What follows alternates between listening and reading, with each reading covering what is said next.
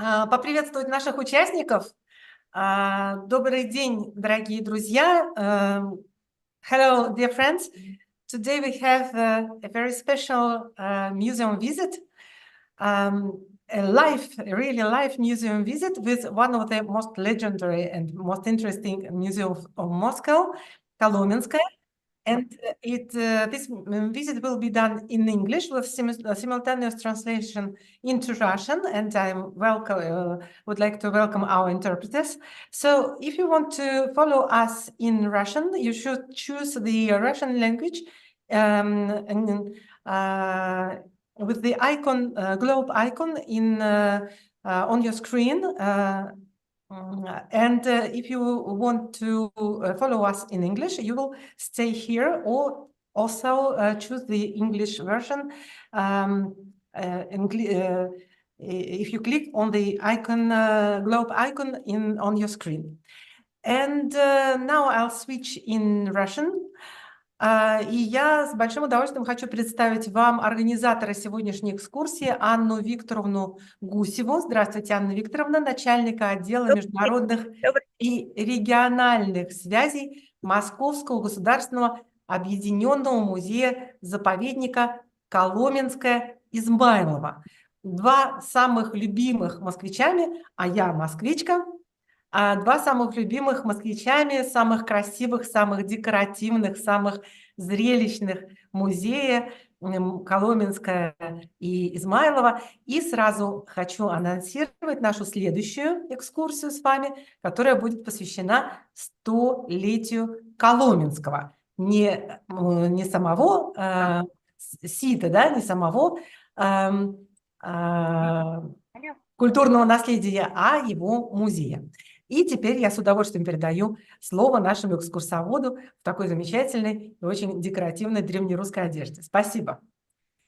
Спасибо. Спасибо. Hello, dear friends. We are in front of the Tsar's palace. Tsar's name was Alexey Romanov, and he lived in the 17th century.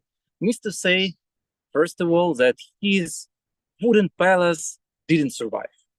But design and layouts of the structure were preserved. And now we have a reconstruction of this beautiful palace. And everything was rebuilt here. And we have 270 rooms. Of course, it's not possible to see all of it at once, but I will show you the best. We start in a couple of hundred of meters away from the palace, the point where we can see it in a full scale. And you see many wooden houses that in Russian we like to call terems. And every terem has its own size and height and has its own purpose. And let's start from the terem of the Tsar. You see, it is the highest one with a golden double-head eagle on top. It is the place where the Tsar lived. But it wasn't the place for him to receive his guests, because for receivings and feasts and audiences, there were gala chambers. The terems that you see a bit closer to us. And I hope that you can see the big one on the right. You can see the one with golden figures of unicorn and lion. Unicorn and lion used to be another great symbols of the Russian Tsar, as well as double-head eagle. And this big one used to be dining room, the place for Tsar's feasts. And Tsar's feast was a party for 8 or 10 hours. And it used to be a real challenge for his guests, because not everyone was ready to drink all 65 goblets of wine or meat or something else. Next to the dining room, you can see the one with balconies. And that used to be a observation point for the Tsar. he could stay on the top to see everything around and to see how foreign ambassadors were approaching the palace. And he used spyglass to look at his guests. And next to him, there was his wife, Tsarina. But when ambassadors, when foreign guests were so close, about this close as we know, that guests were told to put their eyes down, not to see the Tsar, because they had to meet the Tsar, not there with a spyglass, but in a throne chamber in all regalia suit. And of course, foreign guests couldn't see wife of the Tsar. In the 17th century, Tsarina was hidden from strangers' eyes because people were afraid of magic, of evil spell. And if something happened with her or with her child, first what they did was to find a witch or a witcher and burn them. That's why people prefer to keep wife of the Tsar not in public. He lived separately on her part of the palace, and it was very, very closed chambers, not for everyone. But now we will go to see the place for guests of the Tsar. We will go up to the second floor of the palace. You can see that the second floor of the palace is highly decorated, especially window panes with carvings, with double-head eagles, etc. So that are the rooms that we are going to see now. So come with me, please. It will take a couple of minutes of walking. And on the way, let's talk about the palace and its history. It was built in 1672, the same year when Peter the Great was born, the 14th child of Tsar Alexei. And that's why many people believed, these 2 points, the 2 events kind of collide. And many people believed that Tsar Peter the Great, was born here in Kolomenskoe Palace. And that was the reason why all the Tsars and all the historians and all the poets claimed it as a birthplace of Peter the Great. I need to say that later, in the late 19th century, historian Zabelin discovered that Peter the Great was born in the Kremlin, the main residence of the Tsars.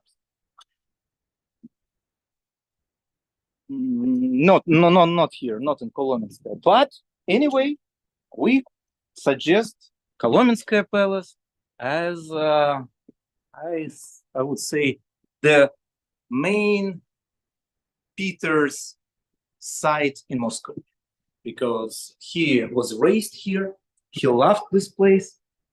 Even when he grew up and built new capital, St. Petersburg, he still loved to come here to Kolomenskoe Palace. So now let's come to this place with me.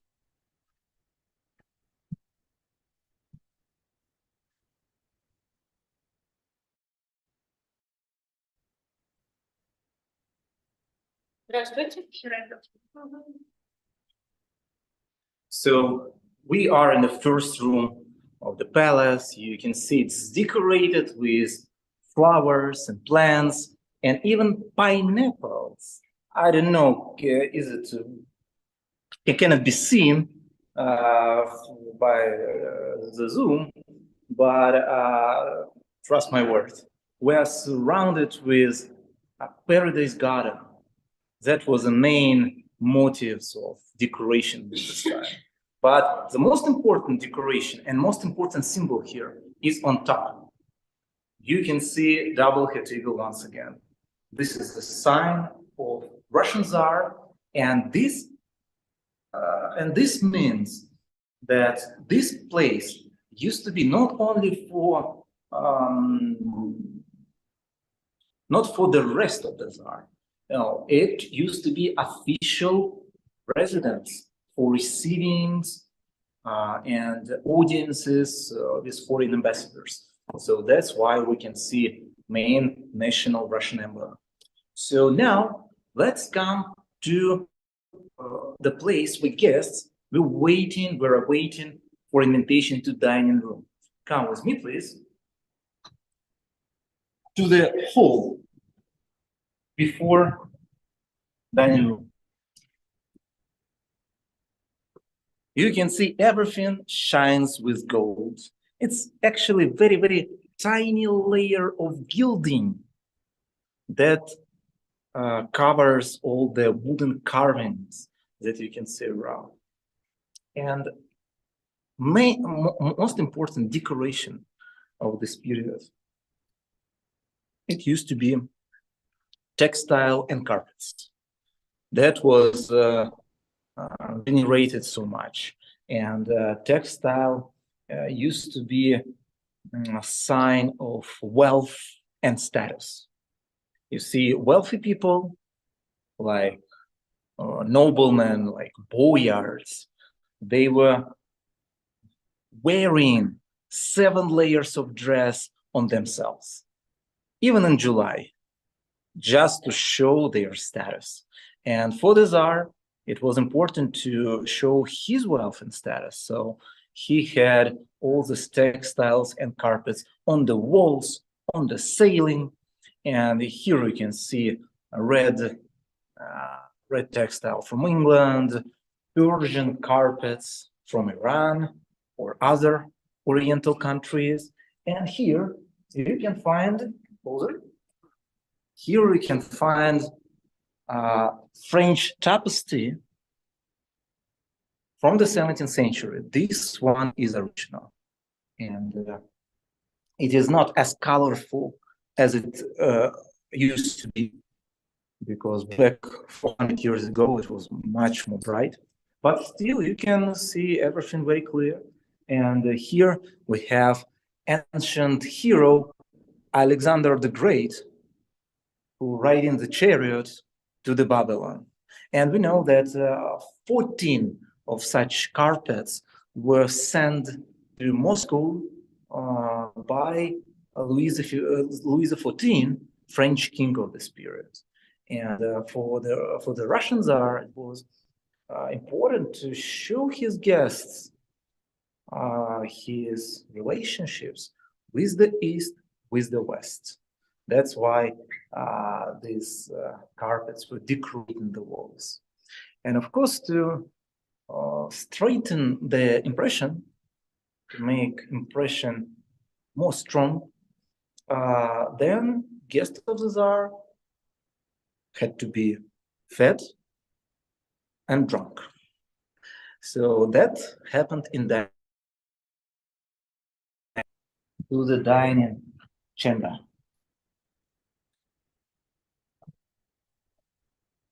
The biggest one, the most decorated one, you see walls are covered with golden ornaments, and on the ceiling you can find real planetarium, solar system with the sun in the middle, with planets around it, and zodiac sign that was a symbol of constellations.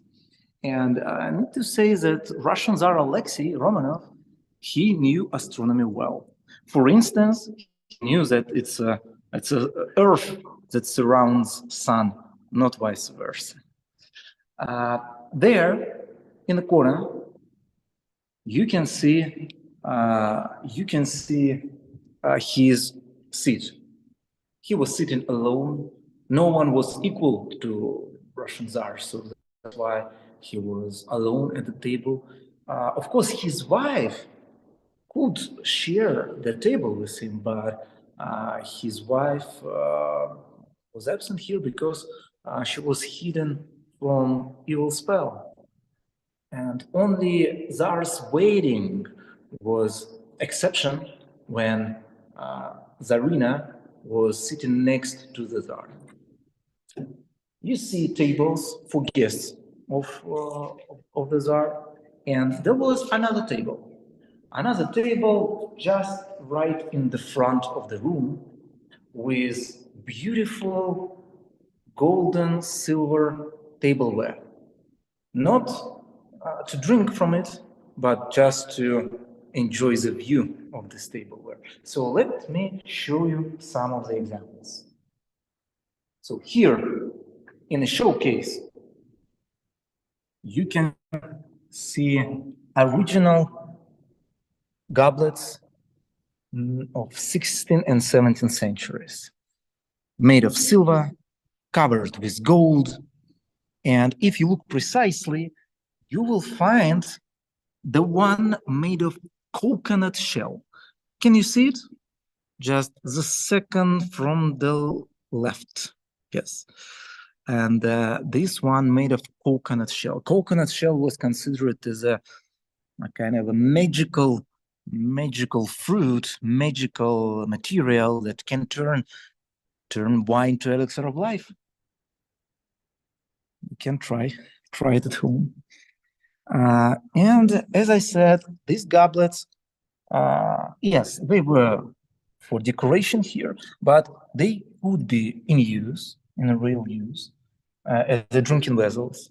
And as I said before, Tsar's feast of Tsar Alexey was great challenge for the guests. You can imagine. First goblet you have to drink for the health of the Tsar.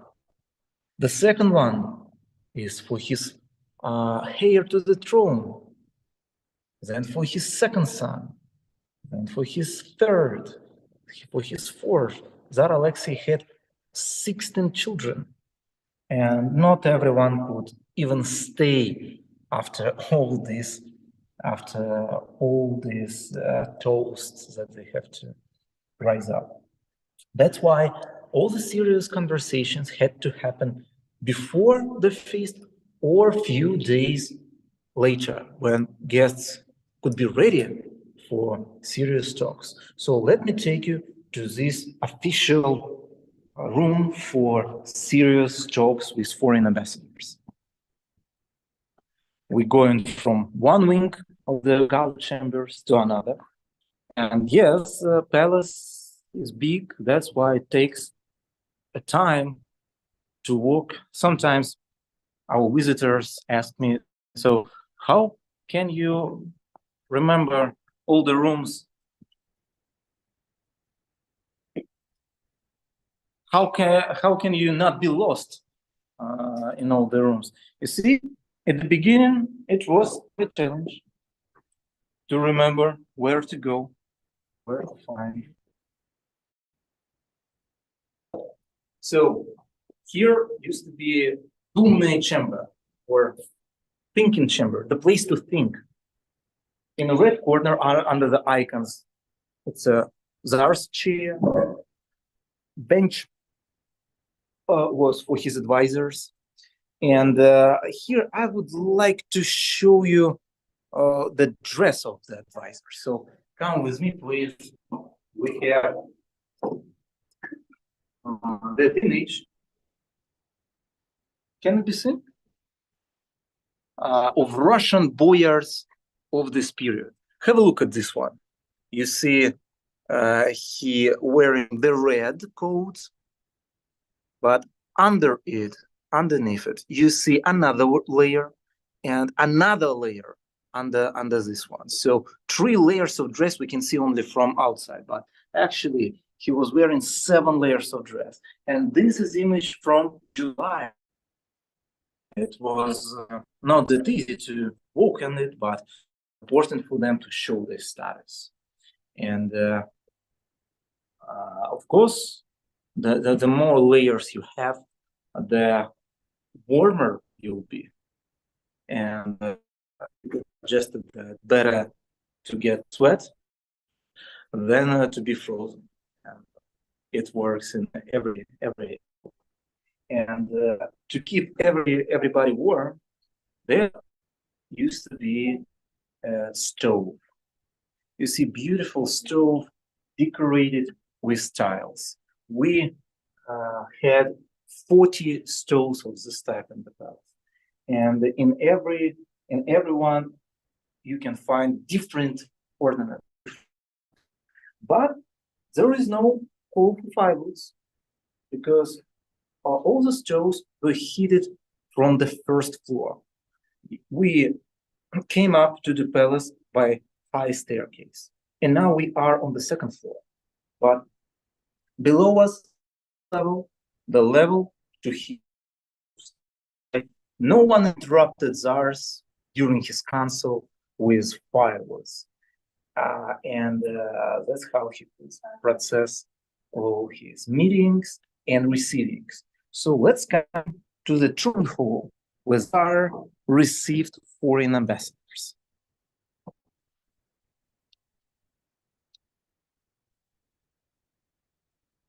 In the middle, you can see a throne for the Tsar Alexei. Guests had to bow from the waist like this in front of the Tsar. They had to name all his titles. He had more than 30 titles.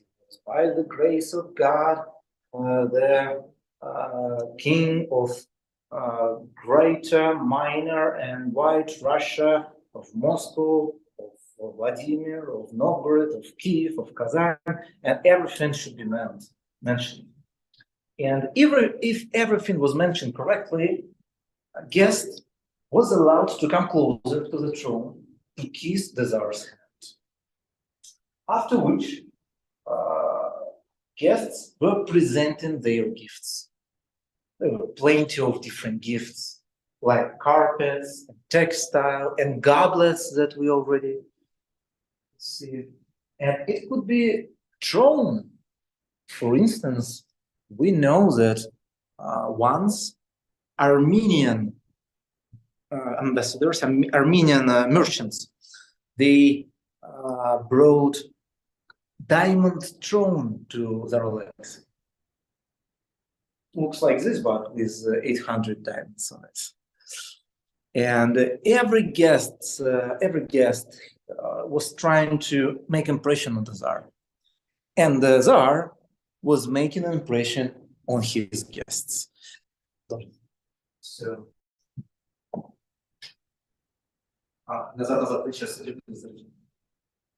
And during the receiving, mechanical lines were set in motion that were starting to move and roar like actual living creatures.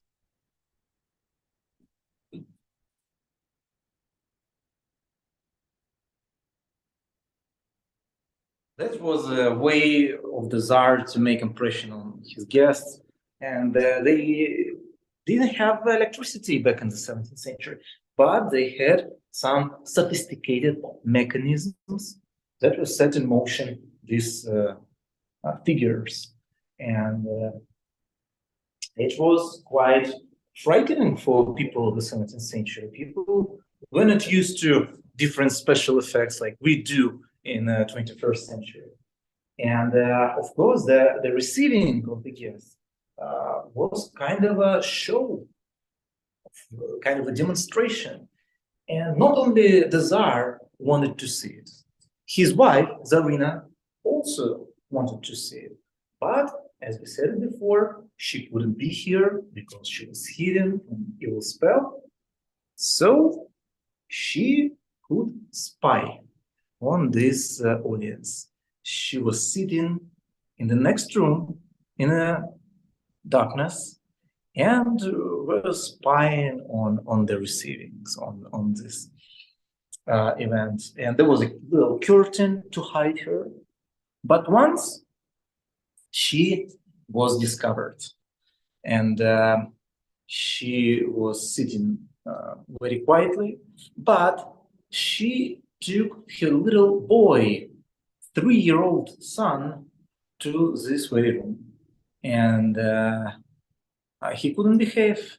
He started to jump around, and finally he unveiled the curtain, and all the guests would see wife of the Tsar and the son. How do you think? What was the name of the son? Right, it was Peter. Peter the Great, his 14th child, and this was his first appearance to stranger people right here in Kolomenskoe Palace in this very room. So now, let me take you to the inner part of the palace, to the place where no one could come, but we do. Let's come to the private rooms of the Tsar.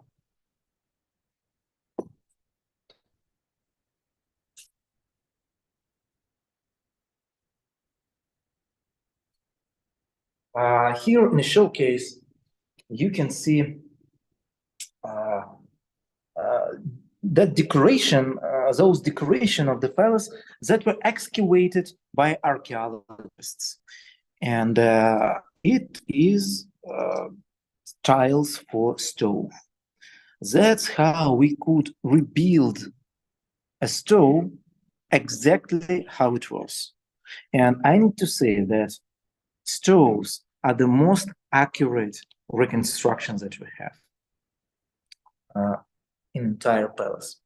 So here also I would love to show you the image of Tsar Alexey, because we were talking so much about him.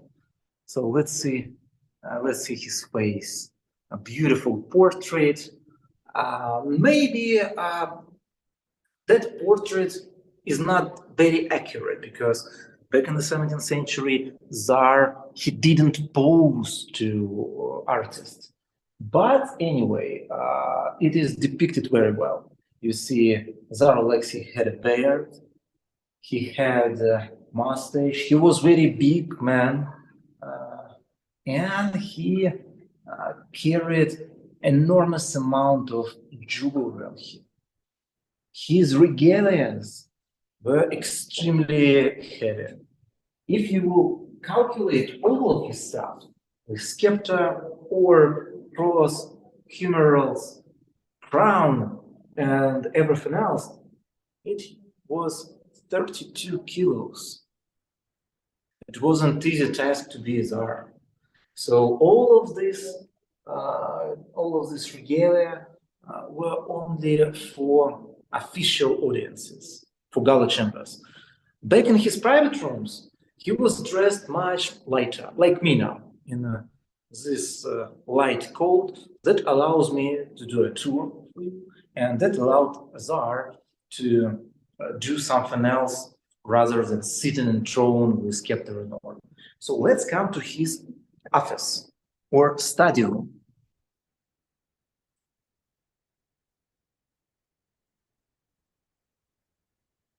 Here we can see authentic furniture and some entertaining of the Tsar. I would say you see clocks, table clock, but not actually for timing. It was used like a mechanical toy. When it was 12 o'clock, small men were out of the door to move, to rotate, and to amuse the Tsar. But at 12 o'clock, the Russian Tsar had very strict rule that everyone has to follow in medieval Russia. At 12 o'clock, all Russians had to go to bedroom and to sleep. And that was from 12 up to 2 p.m. And the man who didn't sleep in this time, he was suspected, maybe as a chief, or maybe as a spy. That's why the Tsar was showing the example of right behavior. So come with me to the bedroom of the Tsar.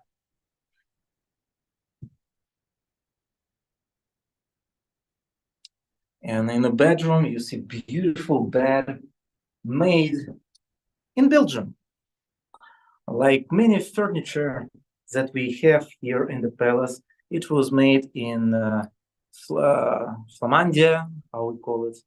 And Belgium used to be main center of culture, of art, of this period, you know better. And you can see beautiful Baroque style on this bed. But the first thing that attract our attention is not decoration. It's not decoration. It's size. It looks kind of short for the great Tsar of Russia. But we know that Tsar Alexey slept not laying in the bed, but half sitting. And they believe that it's a kind of a healthy way of sleeping, and that let your blood go down from your head and frees your hand from heavy thoughts and nightmares. But for the Tsar, the most important part of it was to be higher than everyone else, because he was never alone. Even in his sleep, he was surrounded with his room advisors, room boyards, who were laying here on the floor. And they were not sleeping. They were guarding him and serving. And Tsar trusted them his life in sleep. So later, he could appoint some of them to be a governor, to be a minister. That was a way to distribute the positions in the country. And one person was absent here, his wife. As we already said, she lived separately in a female part of the palace. And to meet her, Tsar had to come to her part. And every time before he had a meeting with his wife, he had to go to steam bath or Russian banya. So let me take you to this very place. Needs to say that we still have it today in Russia as it was 400 years ago, and didn't change that much because it was already perfect in the 17th century. Why do you need to change something that is perfect?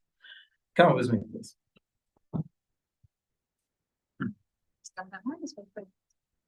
Да вроде это самое. Да, ничего страшного. Ну ладно. А вы с Андреем сходили сюда? Нет, с Андреем дальше мы не пошли, мы вышли на улицу, ходили вокруг. Я думаю, важно...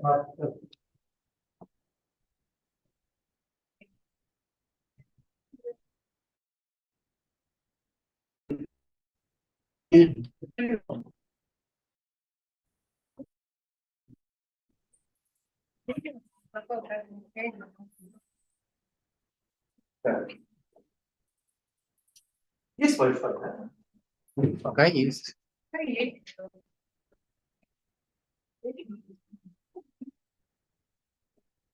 Ну, сигнал есть, но не самый лучший. Давайте попробуем. Добрый день. Да, вроде нормально, вот у меня припал. Есть сигнал, да? Даже не все 4, нормально.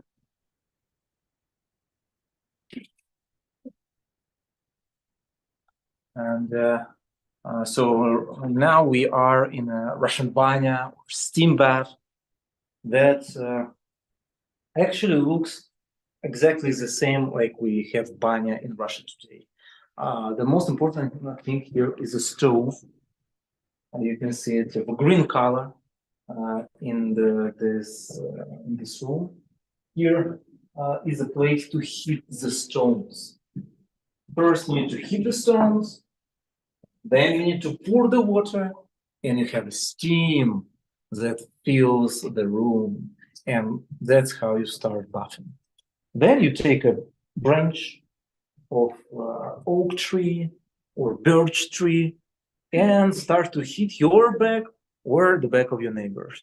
This is a healthy massage that lets your blood go faster. That is considered to be a very healthy procedure to help you with any kind of disease. And it is the same that we have in Russia today. But what we don't have usually now is a tub. It's a bathtub. It's authentic one from ancient time, and kind of a bath with the stones to heat the water that are inside. It was a sitting place for the Tsar, and when he finished bathing, they assist him to get out of the tub. They unplugged this tub, and they let water go down to the floor. You can see, can you see it?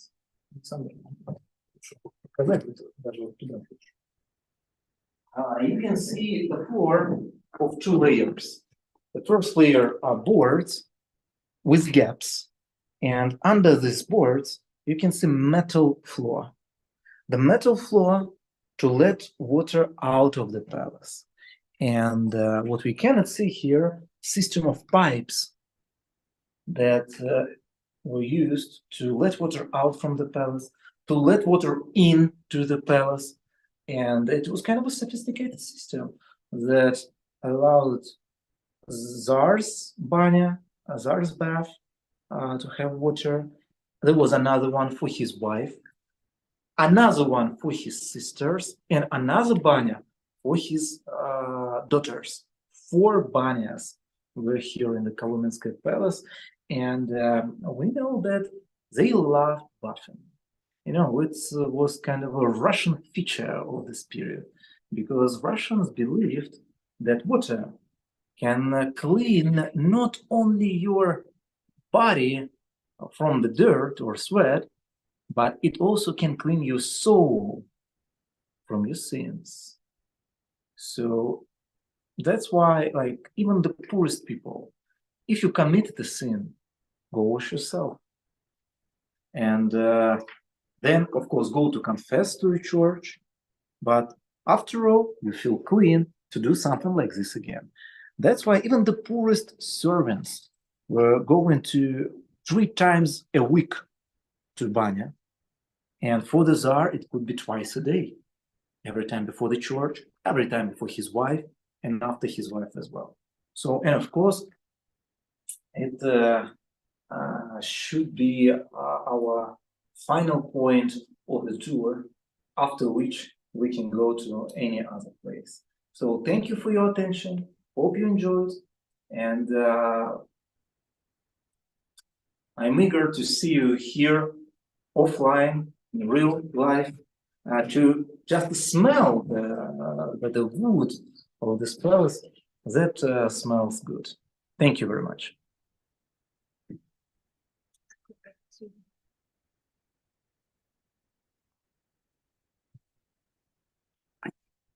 Включили себе камеру и микрофон.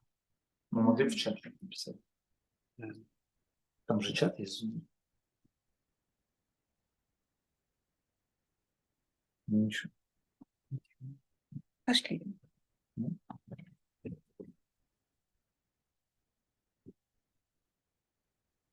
Я так понимаю, мы были на связи. Он все работал.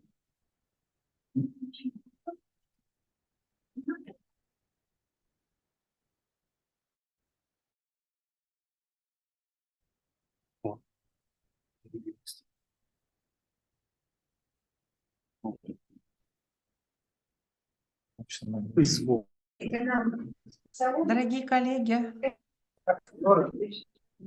коллеги, большое спасибо за замечательную экскурсию. Это было очень интересно.